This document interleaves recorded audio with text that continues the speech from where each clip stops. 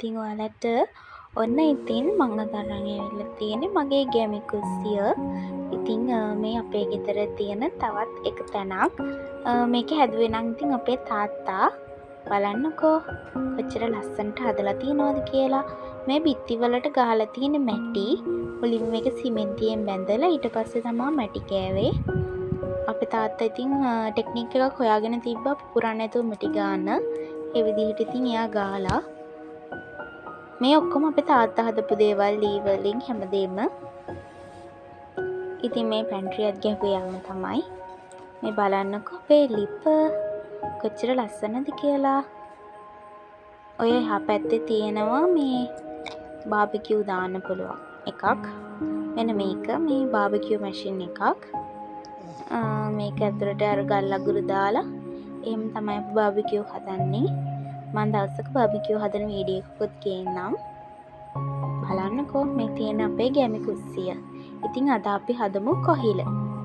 ඉතින් මුලින්ම කොහිල ටික මම සුද්ධ කරගන්නවා මෙන්න මේ විදියට. හොඳට සුද්ධ කරගන්න ඔයාලා කොහිල. මේ කොහිල සුද්ධ කරද්දි ටිකක් අත කසනවා. ඉතින් හොඳට සබන් දාලා අත ඔද ගන්න. එතකොට ඒක හරියනවා ටික වෙලාවකින්.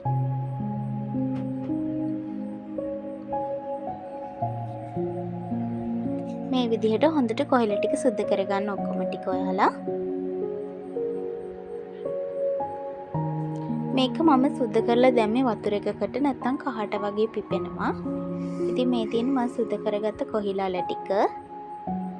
ඉතින් ඊට පස්සේ මේවා මෙන්න මේ වගේ සාමාන්‍ය ප්‍රමාණයේ කෑලි වලට මුලින් කපා ගන්න ඕනි.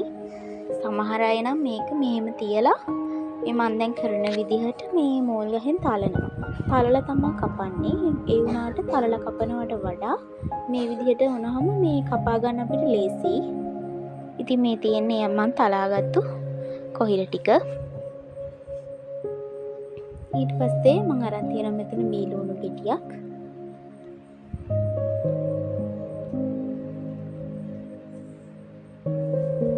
සුදුලුණු මම නම් සුදුලුණු බික් 5ක් විතර ගන්නවා. මම මේ උඩ අර තියෙන ඝනකම නැති පොත්ත අර සුදු පාටට තියෙන්නේ ලා සුදු පාටට වගේ අන්න ඒ පොත්ත අයින් කරලා අනිත් ඝනකම පොත්ත තියාගෙන තමයි මේ පොත්ත පිටින් දානවා. හරිම රසයි.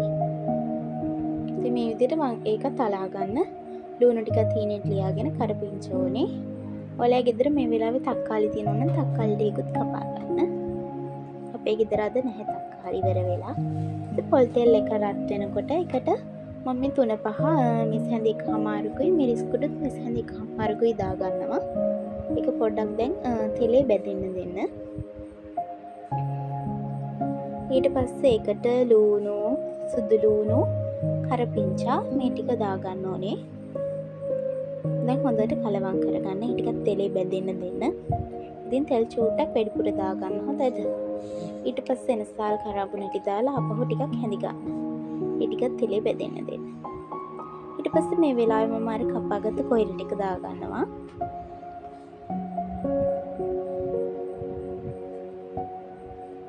හොඳට හැඳි ගා ගන්න අර මිශ්‍රණය කොහිලවල දැවටෙන විදිහට.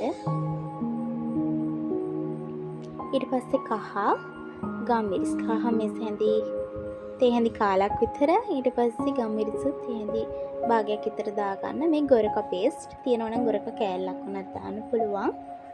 කුරුදු ලුණු රස අනුව දාන්න. කුරුදු කෑල්ලකුත් දාගන්න. ඊට පස්සේ දැන් මේක මම ආපහු හොඳට කලවම් කරනවා. තෙලේ චුට්ට වෙලාවක් බැඳෙන්න දෙන්න. ඊට පස්සේ පොල් කිරි මේකට දාගන්න උකු පොල් කිරි. දැන් මේක හොඳට නටවන්න. මේ තියෙන්නේ දැන් හොඳට මේක තැම්බිලා මේ විදිහට පොල් කිරි ටික හිඳිලකින් චුට්ටක් තියෙන්න ඕනේ. මේ වගේ රස පාටට එනවා. ඉතින් හදලා බලන්න හරිම රසයි මේක. ඔයාලත් හදලා බලලා මටත් කියන්න. එහෙනම් අදට මං ගිහින් එන්න. බයි. මගේ වීඩියෝ එක හොඳ නම් subscribe කරන් යන්න.